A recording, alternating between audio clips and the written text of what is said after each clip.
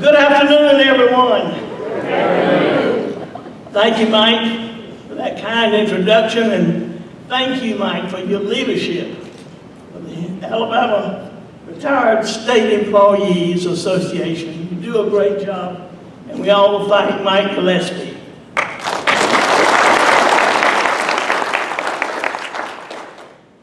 Before I get started this afternoon, I'd like to say a few things about the man that y'all have chosen to honor for this year's conference and convention, my friend Speaker Mac McCutcheon. Mac is a great friend.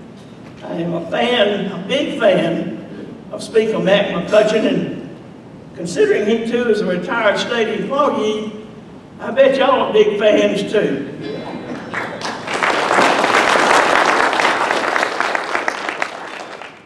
Between Mac's career as a police officer up in Huntsville and his time in the Alabama legislature, Mac has spent his career pouring his heart into serving the state of Alabama, and he most definitely has a lot to show for it. In fact, yesterday he sent me a text with a picture of him coaching middle school students, I think in football. He said they had a big game last night. Mac is someone I've always known I could rely on, and we're sure going to miss him next year in the legislature.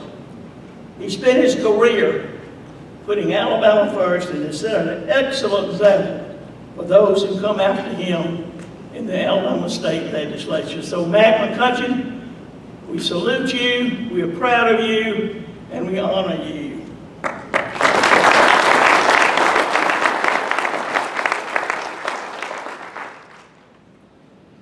Folks, it's always a pleasure to join this group. When I look around the room, I'm sure proud to see the collective expertise within your organization. You all know well as I do that state employee is a very broad term. We have engineers who help design and maintain our state's roads and bridges. We have some of the brightest legal minds who spent their careers representing Alabama in some very complex and important situations.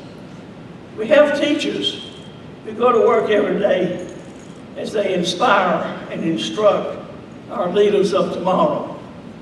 And folks, no matter what your job title or what agency you served in, you all spent your careers working toward the same goal. And that was to ensure that Alabama's best days are yet to come. And I want each of you to know full and well that I understand how valuable you are to our state and how much you've sacrificed to move Alabama forward. That's why in my most recent State of the State address, I was sure to make note of the fact that we all stand on the shoulders who came before us, and that without our former state employees, we would not have been able to accomplish the many things we can so proudly celebrate today. And I'm proud to include a bonus for all of you in last year's budget proposal. And I sure appreciate the men and women of the Alabama legislature for getting that bonus across the finish line.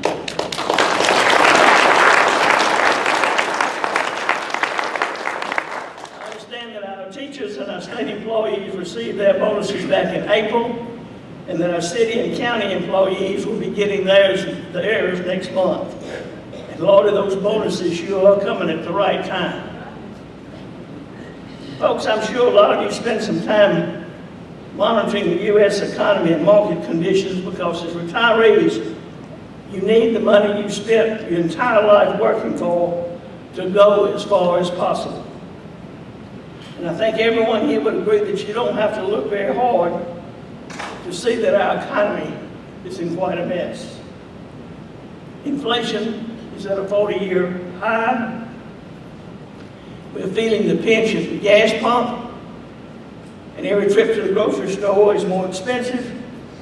And programs like the President's Student Loan Forgiveness Plan are not helping. The idea that a $500 billion with a B dollars taxpayer-funded government handout should be extended to student loan borrowers at any point is ridiculous, especially at this time. And I'm sure this is particularly frustrating to those of you who work so hard to pay back your student loans. These issues affect everyone. But as retirees living on fixed incomes, y'all know that some of this is just plain scary.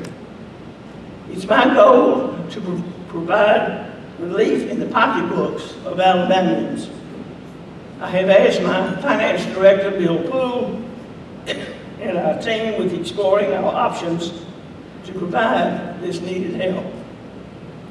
And I assure you, we will continue making decisions that are measured, not reckless. The good news is that our budgets are at the same level, are rock solid.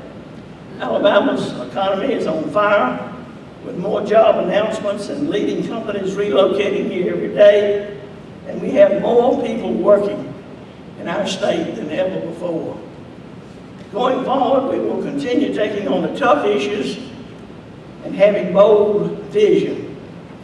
We will improve our students' education, increase broadband access across the state, bolster our public safety, and provide relief in the pocketbooks of Alabamians. We'll be making government more efficient. And y'all, I personally want to ask each of you, with all of your experience, to let me hear from you about anything you can recommend that would make government more efficient. Sometimes it means just getting government out of the way. But if you have an idea, please reach out and let my team or me know. I just encourage you to share that feedback, and my door is always open. And ladies and gentlemen, our foundation is strong, but we must continue to lay the groundwork for tomorrow. And y'all, that starts today. I predict that the foundation to meet the needs of future economies will be different than yesterday. That's why our work is never done. And that's why I've called on Alabama to be a leader in innovation and to work toward what's next. Let's commit ourselves like never before to the future of our state and to future generations. There is great possibility in the future of our state. This is our opportunity. So let's not waste a moment. Thank you again for inviting me to be with you today. I hope you'll enjoy the rest of your convention, and may God continue to bless each of you and the great state of Alabama.